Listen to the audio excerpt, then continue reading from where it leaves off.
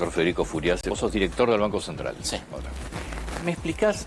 Ayer lo dijeron muchas veces, pero entre otras cosas, en el reportaje que le hacía Luis Majul el domingo, el ministro Caputo hablaba de la necesidad urgente de capitalizar el Banco Central. ¿Qué significa capitalizar el Banco Central? Bueno, la capitalización del Banco Central tiene que ver con dar un paso más en lo que es nuestro programa de estabilización. Sí. Recordemos que este es un programa que nosotros venimos diseñando desde el sector privado, desde cuando estábamos en la consultora, con el ministro de Economía, el presidente hoy del Banco Central. Ese programa de estabilización tiene una secuencia. Entonces, tuvimos superávit fiscal, apagamos todos los motores de la emisión monetaria, se saneó la hoja de balance del Banco Central desde el lado de los pasivos, eso es, los pasivos remunerados cayeron 75% en términos reales, con lo cual hay un saneamiento de la hoja de balance, y a pesar de que el Banco Central compró 25.000 millones de dólares en el MULC, eso es una compra récord para un programa de estabilización, obviamente buena parte de esa compra que tuvo que hacer el Banco Central, aproximadamente 15.000 millones de dólares, se destinó para pagar deuda. Entonces todavía queda un proceso por completar del lado de las reservas. El programa con el fondo viene a completar esa secuencia de este programa de estabilización. Eso fue lo que compraron ahora. Por ejemplo, en este último mes se vendieron cerca de 1.100 o 1.200 millones de dólares por demanda del mercado, de importaciones o lo que fuera. Siempre también se planteó, lo planteaba Javier Milei, lo planteaba Luis Caputo, que como vos cortás la emisión de pesos, no vas a tener pesos para demandar dólares. Evidentemente pesos hay, porque el mercado sigue demandando. ¿No les preocupa eso? No, justamente porque este es un proceso, y está bueno que lo menciones, ¿no? Se habla de corrida, de tensión. El dólar pasó, para tener dimensión y ponerle contexto, de la zona de 1.150 en enero, ¿no?, a la zona de 1.300. Cuando ajustamos por inflación los diferentes picos de volatilidad en el kirchnerismo, tomamos mayo 2020, julio 2022, octubre 2023, el dólar ajustado por inflación tuvo niveles de 3.200, 3.800. Entonces, si vos esos dólares los ajustás por inflación a hoy, estás hablando de 3.000 pesos. Para entender en contexto cuando se habla de corrida tensión. En este contexto el dólar pasó a 1.300 comparado con lo que eran escenarios sí de corrida, con lo cual, primero, para tener como diagnóstico, esto tiene que ver con un escenario de volatilidad. No es una corrida, no hay un problema de fundamentos, porque hay superávit fiscal, hay superávit comercial, base de vengado, la cantidad de pesos está fija, el Banco Central compró 25.000 millones de dólares, la inflación está bajando y la economía se está recuperando. Pero vos tenés algo distinto a lo que pasa ahora con lo que pasaba hace 3 meses. Exacto, hay un escenario de volatilidad. Fíjate lo sólido que están los fundamentos, que esa tensión, esa volatilidad, llevó el dólar de 1.150 a 1.300, cuando en otros escenarios de tensión relevante se iba a 3.800. Eso ya te dice que hay fundamentos sólidos, que no es una corrida, que es volatilidad. Recordemos que en enero 24 el dólar fue a 1.300 y 14, 15 meses después el dólar está en ese mismo nivel. ¿Por qué se genera esa volatilidad? Bueno, hay una serie de contextos, el escenario internacional está más complicado, pero sobre todo porque lo inminente de un escenario con un acuerdo con el fondo genera cierta incertidumbre y el mercado especula claramente porque ¿cuál es la historia argentina? Se recurre al fondo cuando estás con fundamentos muy débiles, necesitas apoyo presupuestario o para financiar un déficit de cuenta corriente. Parte de lo que uno puede suponer es que el dinero que ingrese del fondo va a servir para bancar todos los dólares que están saliendo. Justamente, pero es diametralmente opuesto a lo que sucedió. El mercado asocia que el acuerdo con el fondo viene con imposiciones. Esta vez es diferente. ¿Por qué? Porque ya se hizo el ajuste fiscal, 5 puntos de producto en el primer mes, se terminó con la emisión monetaria en 6 meses, el Banco Central compró dólares, ahora falta el saneamiento del lado del activo. Entonces este programa con el fondo, a diferencia del resto, no viene a marcar objetivos macroeconómicos. ¿Por qué? Porque esos objetivos macroeconómicos ya se cumplieron en el programa que nosotros diseñamos y que tiene una secuencia definida. Entonces, ahora, claro, el mercado está chipeado y tiene, por los antecedentes que tiene Argentina, relaciona el acuerdo con el fondo con algún cambio en los esquemas, A ver, hay y eso mucha- genera tensión. hay mucha Perdón, duda, y eso sí. explica esa volatilidad. Y está perfecto. Además, obviamente, se genera un proceso donde estás con el acuerdo con el fondo y eso tiene cierta confidencialidad. La oposición entiende que este es un programa donde la inflación se bajó de la zona de 25% a 2%, la pobreza se bajó de 53% a 38%, con lo cual es un programa de estabilización que ya muestra resultados. Se hizo ese ajuste fiscal y monetario con apoyo del presidente intacto, porque claramente el orden macroeconómico logró bajar la inflación y terminar con un crecimiento de 6,5% interanual. Entonces la oposición entiende ese proceso y está ahí para desestabilizar. Entonces, todo lo que está ocurriendo en esta volatilidad, nosotros lo esperábamos, porque se abre una ventana en la cual se está sobre la agenda el acuerdo con el fondo, el mercado lo relaciona con lo que pasó siempre en Argentina, por más que no sea así, el mercado se cubre, especula, la oposición está ahí y además se puso en la agenda porque se tuvo que ir al Congreso, el tema del acuerdo con el fondo, por la ley de Guzmán, por eso ningún país tiene ese tipo de leyes, y obviamente eso genera ese tipo de tensión. Pero hay que distinguir en que es una volatilidad. Miremos lo que pasa con el dólar, 1.300 cuando escenarios de volatilidad era 3.800, 3.200, ajustado por inflación. Los fundamentos están sólidos. Miremos lo que pasó con el dato de pobreza. Digo, no es trivial que la pobreza en tan poco tiempo... No, te baja la inflación, te baja la pobreza. Baja la inflación con crecimiento económico, porque también primero se decía que no se iba a bajar la inflación, que la inflación tenía un piso en 8, después que tenía un piso en 4.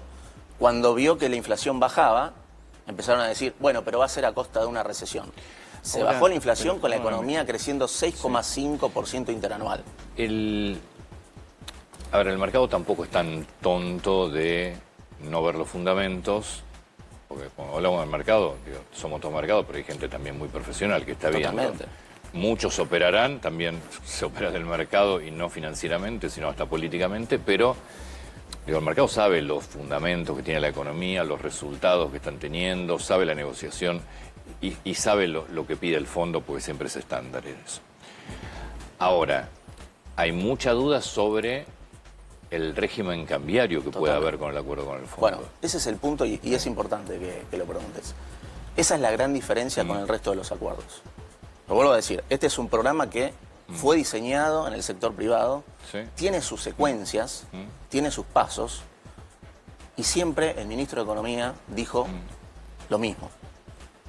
Para salir del cepo, para que haya un esquema, un cambio en el esquema de cepo, en el esquema cambiario, se tienen que dar 3 condiciones.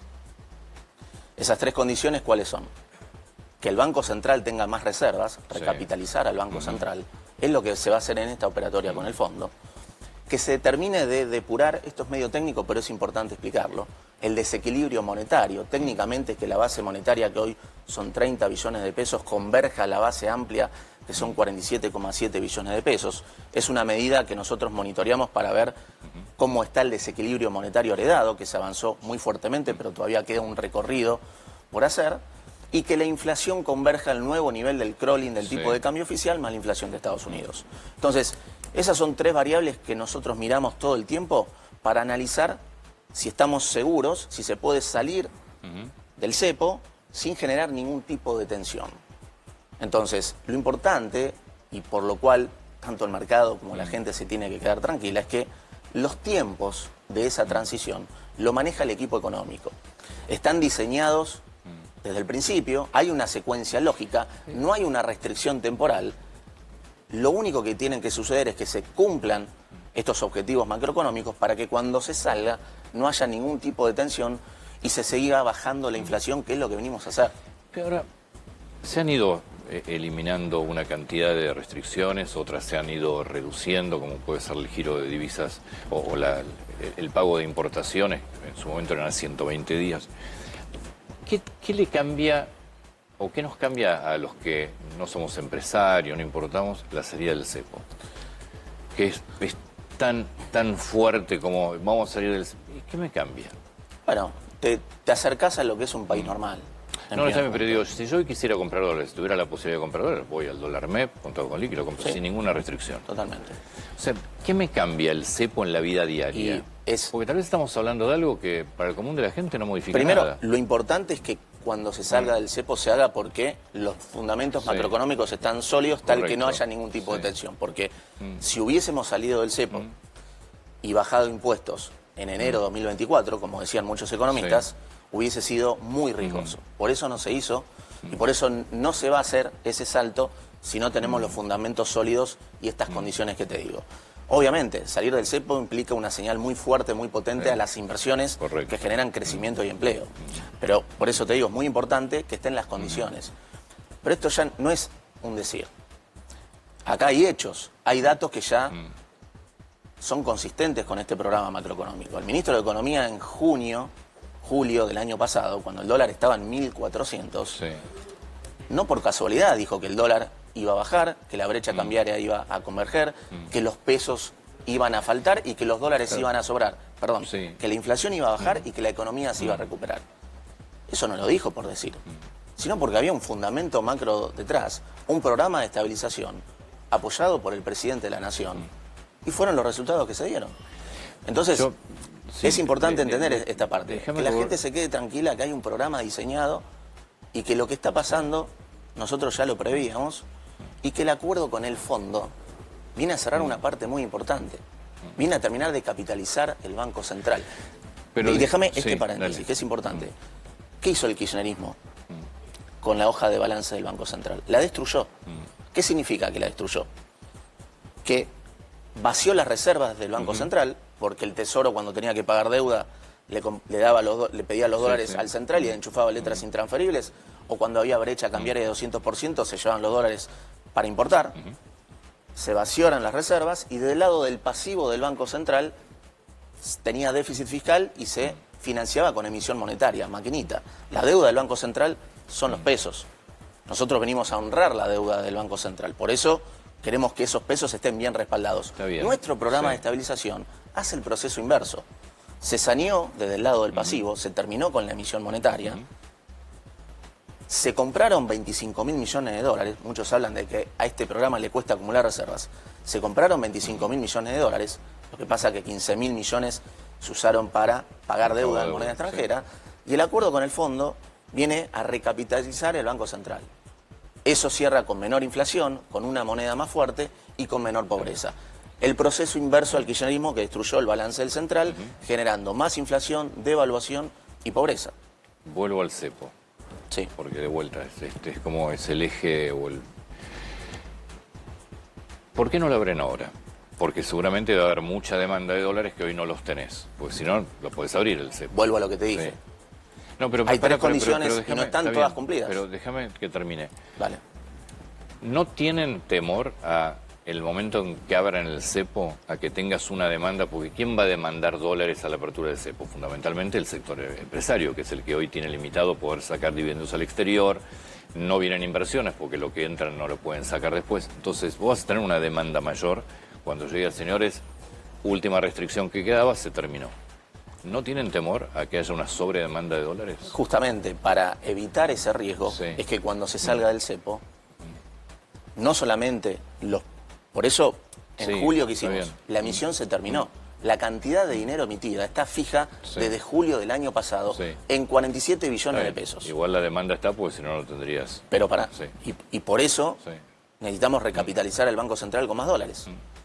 Continuar terminando y depurando ese desequilibrio monetario y que la inflación siga bajando. Entonces, para evitar ese riesgo que vos marcás, razonable, es que te vuelvo con estas tres condiciones. Yo no sé si es riesgo, son dudas. Son dudas, son riesgos que no estamos dispuestos a correr, además. Viene el desembolso, que ya lo vimos en la Argentina, viene el desembolso del Fondo Monetario, capitalizás al Banco Central, pero ese desembolso es ahora. Te hago ahí un comentario. Esto no lo vimos nunca en Argentina. No vimos las reformas estructurales. Yo lo que marco es llegada de dinero. ¿Qué programa tuvo superávit fiscal, la cantidad de dinero fija? Sin duda que esto es diferente. No tengo dudas de eso en términos de reformas estructurales. Digo en el movimiento de dinero al Banco Central, que la demanda se lo lleva y vos te quedás sin reservas. Justamente, por eso hay que llegar con un balance del Banco Central más preparado. te hago el número. Con todo el desembolso, todo el Sí. programa, hay un programa de 20.000 millones de dólares que se está terminando de acordar con el fondo, el programa total, Sí. más el apoyo que puedan venir de bancos multilaterales. Las reservas van a quedar en la zona de 50.000 millones de dólares Bien. una vez que esté todo eso. El dólar de cobertura, el tipo de cambio de cobertura Sí. del balance del Banco Central con esa capitalización, tomando la base monetaria de 30 billones de dólares, va a ser de 600. Sí, que eso lo decía Tomando Milei la hace base tiempo. monetaria amplia de 47,7 billones, es de 950. ¿Qué te quiero decir con esto? Que esto genera una mejora sustancial en la hoja de balance del Banco Central. ¿Vos preferís que los pesos que ya están, la emisión está, los pesos están Sí, está fijos, frenado, sí. estén con mayor o menor respaldo? ¿Te sentís más seguro si los pesos, que es la deuda del Banco Central, tiene más o menos respaldo en los dólares que tiene el Banco Central como reservas? Si tiene más respaldo. Seguro. Bueno, entonces eso es en lo que se va a seguir trabajando. Este es un programa de estabilización que no solamente mejoró los flujos, sino que también mejoró los stocks. No solamente se saneó la hoja de balance del central, sino que la deuda con el sector privado y organismos bajó de 57 puntos del producto a 42 puntos del producto. Entonces, estos son datos objetivos que te hablan de que hay un programa de estabilización que está funcionando. Entonces, haber bajado de inflación, la pobreza, perdón, del 53% al 38%, tiene dos aspectos. Porque el pico del 53 Sí. es de un programa de estabilización que evitó la hiperinflación, el default y una crisis financiera. Recordemos la peor herencia. Sí, sí. O sea, el Banco Central tenía reservas netas negativas por 11.500 millones de dólares, la brecha cambiaria era de más de 200%, la deuda de importadores eran de 60.000 millones de dólares, y en el pasivo del Banco Central, lo que eran las LELIQs y los pases pasivos, la propia emisión endógena que generaban esos intereses, generaban una nueva base monetaria cada 2 meses y medio. Eso te marca que había un riesgo de hiperinflación muy alto. Si no hubiese habido un programa de estabilización que evitara ese riesgo de hiperinflación, la pobreza no era del 53%, era mucho más. Entonces, se bajó rápido, todavía es alta la pobreza, por eso queremos seguir fortaleciendo el balance del central y bajando la inflación. Pero esto te habla de que hay un programa de estabilización y la gente tiene que estar tranquila, que nosotros hacemos los deberes. ¿Y por qué crees que no está tranquila? Yo creo que sí. ¿Sí? Sí, O porque sea, esto que estamos viendo vos lo ves como muy microclima. esto es una volatilidad Sí. del mercado, donde el dólar se fue de 1.150 a 1.300, comparado con los escenarios de corrida que a precios de hoy era 3.200, 3.800, 3.200 como mayo 2020 en la pandemia, como la crisis de julio 22 o en octubre 23. Ahora, salarios reales están 5% arriba, sector privado registrado versus noviembre 23. Sí, en una economía igual que es carísima, ¿no? Pero, Suben digo, los son salarios, datos, ¿no? los Jubilaciones salarios. 9%. No, está bien. Eso es... El crédito subió 50% en términos reales. Eso en términos reales. Lo que pasa es que la economía en términos reales también subió mucho. Entonces, yo puedo tener, en términos reales, un mayor poder adquisitivo, depende de lo que lo compare, pero la economía es carísima. Vos te referís en dólares. Sí, Eso sí, tiene está que bien. ver... Mira, no hay programa de estabilización exitoso si no se aprecia el tipo de cambio en términos reales. Es decir, si no se fortalece el peso. El problema es que Argentina generó procesos de apreciación de tipo de cambio real, con déficit fiscal, emisión monetaria, mayor endeudamiento. Y entonces, a la larga o a la corta, terminaban con una nueva devaluación que te genera un salto inflacionario. Los agentes de esa economía, ¿qué hacen? Remarcan precios todo el tiempo porque no creen. Acá hay que cambiar el chip. Este es un programa distinto. Tiene superávit fiscal, la cantidad de dinero fija, se sanean los stocks, se va a recapitalizar el Banco Central, con lo cual la ganancia de competitividad no cierra con devaluación. No. Cierra con más, Está bien. con Está bien. acelerar la desinflación, bajar impuestos. Explíquenselo a los empresarios, y a Bueno, los industriales y a los comerciantes. por eso estamos viendo, nuestro paso es seguir asegurando la desinflación, bajar impuestos sin comprometer el superávit fiscal y abrir la economía, que es lo que está sucediendo. Devaluación cero, ¿no? Este esquema no cierra con devaluación, justamente por eso, porque tenés la macro seteada, controlás el superávit fiscal, la cantidad de dinero está fija, entonces la Y ganancia aquellos competitiva que te no viene dicen- con devaluación. Porque lo loco es esto, que vos escuchás obviamente toda la campana del gobierno dice una cosa y escuchás todo el resto insistentemente que es un dólar que está atrasado. Bueno, primero tenés sectores Y te dan empresarios argumento que por porque ahí... decís, che, y la verdad, y puede ser que te atrasas. Pero hablemos de los números. Mirá, a mí me gusta hablar de números. Sí. Después te puedo decir por qué pueden decir eso y lo podemos discutir. Pero el tipo de cambio real Sí. se estabilizó bilateral con el dólar en la zona de 95, tomando base 100 el 17 de Sí. diciembre de 2015. Cuando Sí. Macri salió del Sí, cepo sí, y sí, evaluó, correcto. eso era 100. Sí. Hoy está en la zona de Sí. 94, 95, tipo de cambio real bilateral con el dólar. Pero con muchos mejores fundamentos. Y cuando te mirás procesos de apreciación, estuvieron en la zona de 70 y pico, 80. Entonces, eso se logró ¿por qué? Porque se pudo bajar la inflación rápidamente y acomodarse primero al crawling del 2%, después ahora se fue al crawling del 1%. Entonces, eso generó que hayas bajado la inflación en línea con el crawling del 2%, ahora se pasa a una nueva etapa que fue el crawling del 1%, se estabilizó el tipo de cambio real en un nivel súper razonable para los fundamentos, te estoy diciendo que es 95, base 100 el 17 de diciembre de 2015, pero con muchos mejores fundamentos, y en los momentos que generaron tensión, ese nivel era 70 u 80, con la brecha cambiaria en niveles bajos, y miramos, fue un proceso de apreciación o de atraso.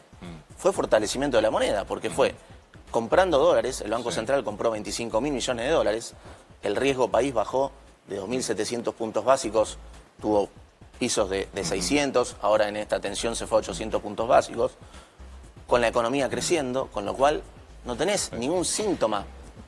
Sí tenés distorsiones de precios relativos. Hay sectores que ajustan más rápidos que otros al nuevo set de variables macroeconómicas, y entonces eso sí te puede generar, pero es un tema de desajuste de precios relativos y no de que el programa necesite una devaluación. Eso es muy importante diferenciar. Resumen, pero ni para el mercado, ni para empresas, para todos nosotros comunes mortales. Devaluación en el gobierno no es una palabra que está. Lo ha dicho Milei, lo ha hecho... Nunca lo estuvo, pero no está, lo importante es entender, porque una frase es una frase. Lo importante es hablar de los fundamentos y los datos. Entonces, cuando haces los deberes monetarios, fiscales, hay una estrategia financiera consistente y cambiarios, no necesitas eso.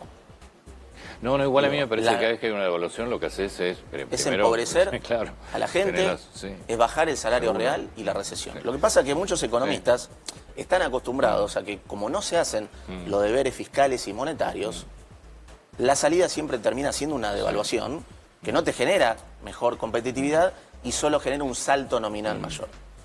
Porque por eso te decía, esta no la vivimos, esta vez sí es diferente. Tenés superávit fiscal, la cantidad de dinero fija, tenés un presidente alineado con el ministro de Economía en mantener a rajatabla el orden fiscal y monetario. ¿Eso vos recordás que haya pasado? Te iba a contar una anécdota interesante. Tantas cosas en la Argentina, pero en la apertura del Congreso, fue el presidente, inicio de sesiones, nosotros estábamos, parte del equipo económico, en un palco, cuando llega Javier Milei, el presidente, y nos mira y nos dice que no aumente la cantidad de dinero. Entonces, esa señal es muy potente. Tener un presidente que en el año electoral esté comprometido 100% con el orden fiscal y monetario es increíble. Obviamente, a muchos economistas que en enero del 2024 primero decían que el crawling del 2 no cerraba, que la inflación tenía un piso en 8%, que si se bajaba la inflación iba a ser a costa de recesión, fíjate que todo eso no se dio. Entonces eso genera, digamos, uno tiene que atar esos comentarios con lo que se está diciendo ahora. Yo no tengo dudas que es año electoral, que hay un error. Después tenés la oposición que hace su juego en un año electoral y como sabe que están cerca del game over, están diciendo todo lo que están diciendo. ¿Pero por qué? Tenés el dato de pobreza. Fíjate lo que dice la oposición respecto del dato de pobreza, reconociendo que bárbaro. Y se hizo con orden macroeconómico, bajando la inflación y con crecimiento. Última pregunta, y te dejo ir, además te agradezco muchísimo el tiempo. Para mí es un placer estar acá. ¿Vos crees que cuando se firme el acuerdo con el fondo oficialmente, estén los desembolsos, se termina esta suerte de volatilidad, incertidumbre, presión, etcétera? Totalmente, se puede terminar antes inclusive, pero el acuerdo con el fondo que va a generar una capitalización del Banco Central para un programa que es el nuestro y que además Digo, ya expliqué qué importancia tiene recapitalizar al Banco Central en términos de te baja la inflación de mediano plazo con un peso más fuerte y eso es menor inflación y menor pobreza. Pero además la señal es muy potente al mercado, porque eso va a generar una baja del riesgo país. Parte de que no se pudo acumular tantas reservas el Banco Central, a pesar de haber hecho compras récord, es que heredamos un riesgo país en 2.700 puntos básicos, se desplomó, pero todavía no está en un nivel de que te pueda refinanciar. Sí. El acuerdo con el fondo va a permitir bajar, ir a un nuevo piso del riesgo país y de esa manera empezar a refinanciar los vencimientos de deuda en moneda extranjera y eso va a seguir fortaleciendo el balance del Banco Central y permitiendo seguir bajando la inflación. Federico, muchísimas gracias. Un placer, Antonio. Gracias, señor Federico Furiase. Hoy director del Banco Central, qué bárbaro, ¿eh? Sí, la verdad que... Nos conocemos hace muchísimos años, sí. Federico. He trabajado con vos y fue un placer. Y qué más puedo decir, es un honor estar imagino que sí. En un equipo económico y un presidente que, además de ser excelentes profesionales, tiene una calidad humana inmejorable. Con lo cual para mí es un honor y... Gracias por la visita. Un placer. Gracias.